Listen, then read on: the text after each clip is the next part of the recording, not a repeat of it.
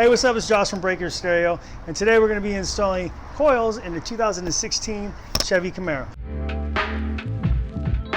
So there's a couple different ways that you can lower a vehicle, and this is basically the first way that you can lower a vehicle is with basically replacing the coil. So this is a stock coil. This came out of the rear, so that's already out, and you can see we're going with H&R coil springs, and these are really nice. These are also actually made in Germany. So if you want a good brand, H&R is great, Eibach is great. There's a lot of good brands out there, but you definitely want to make sure you get something of good quality. All right, so basically this is where this goes in the rear. And then on the other side, we've already replaced the coil, as you can see here. So it's a pretty straightforward installation. You're just replacing like for like. Now that's one way. There's also some other ways that you can lower a vehicle. One would be coilovers. With coilovers, you're able to adjust the height. These are preset, and you can order these in different ride heights. So for instance, let's say it could be a 1.2 in the front, and then like a 0.8 in the rear, or like a 1.5 in the front, and a 1 in the rear. So they come in different ride heights, and you got to know there are some variables there, so they're never going to be exact. But by far, this is probably the easiest way to lower your vehicle, the least expensive, and I'm going to say it's probably the most hassle-free as well. With coilovers, they are nice. You can adjust the height, of course, but there are some things that are a little bit quirky about it.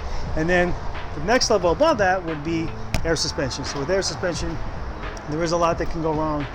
Airlines, compressors, tanks, like manifolds. So those things do go wrong. I mean, it's the most awesome thing that you can do to a vehicle, but it's high maintenance. So this is definitely the low maintenance way to lower your vehicle is with these coils.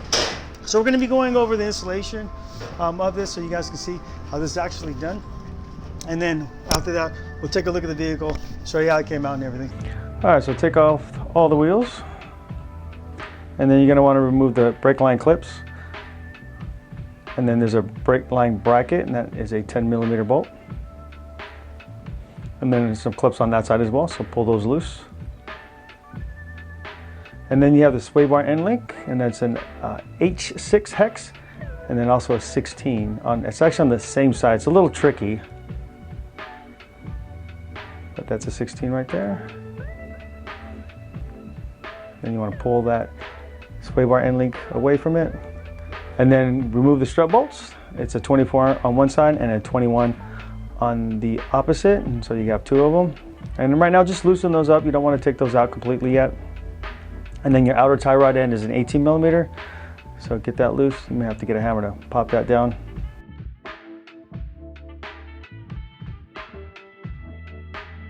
All right, and go ahead and remove those strut bolts now.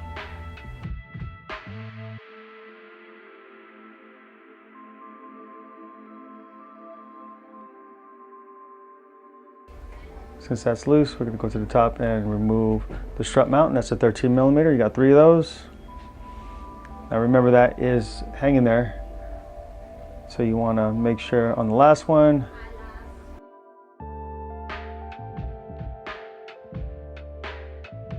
get a free hand, and then hold the strut with one, and then remove the other bolt, and then that'll slide right out. Okay, now we got to swap out the coil, and that top hat, that bolt's an 18mm. You're going to want to, of course, compress the coil, and then as you take out the components, just make sure what order you keep them in, and then put the top hat back on, and then put that 18mm bolt back together. It's time to put that back in. And you're going to want to start from the top.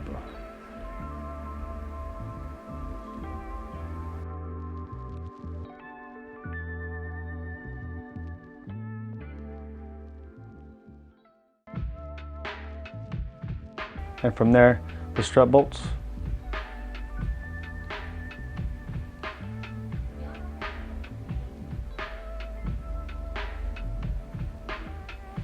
And then your brake lines, tie rod,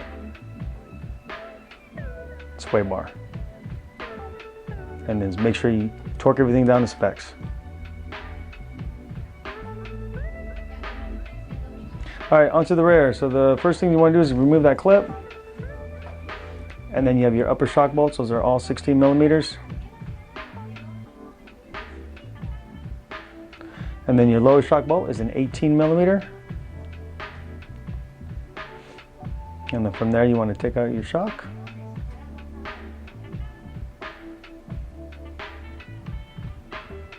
And then loosen up your sway bar end link. All right, now remove the sway bar end link. That's a 15 millimeter and an H6 hex. So release that. And now you're gonna want to just loosen these three. That one, and that one. Just loosen, do not remove them. So your lower control arm, as you say, it's all the same and they're 18. Then you have your upper control arm and then you have the upper trailer arm. So again, just loosen those up. And now you want to remove the camber bolt, and that's also an 18. And then make sure before you remove that bolt that you support the weight of that lower control arm, because there's a lot of tension created by this coil. Release the camber bolt and slowly bring down the lower control arm. And then you're going to want to transfer over the coil isolators and then put that back in there. Now as far as lining up, you want to make sure that the coil isolator on the bottom is correct. There'll be an indentation on the bottom of it where the coil starts. And then just place it up top.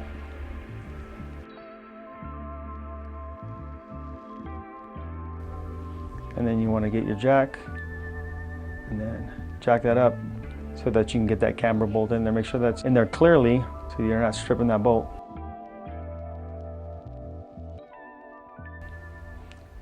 Tap it through, release the pressure, and then put everything back together.